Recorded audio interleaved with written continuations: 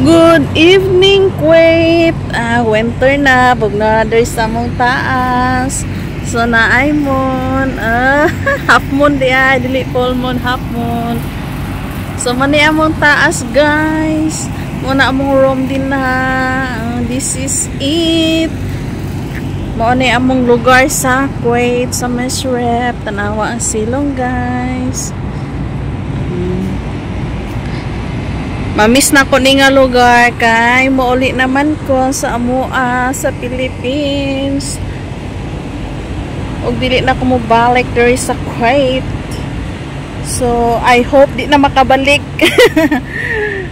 Nice kayang place. Update din pag may time. Okay. Ato daw i-try kung unsa ba gini siya. Kaya wala pa ako na-try og video tapos nag-zoom in kung pinakalayo.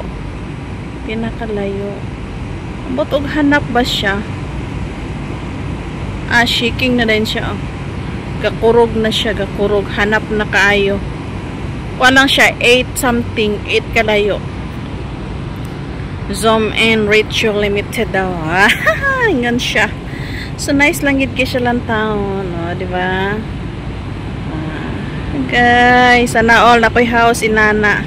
Kining diri sa among silingan is wala pa kay na siya nahuman pero basin kung mahuman na siya is nindot na siya dinha nga side. Okay, thank you. This is my mini vlog for today. Good evening everyone. And it's happy to say October!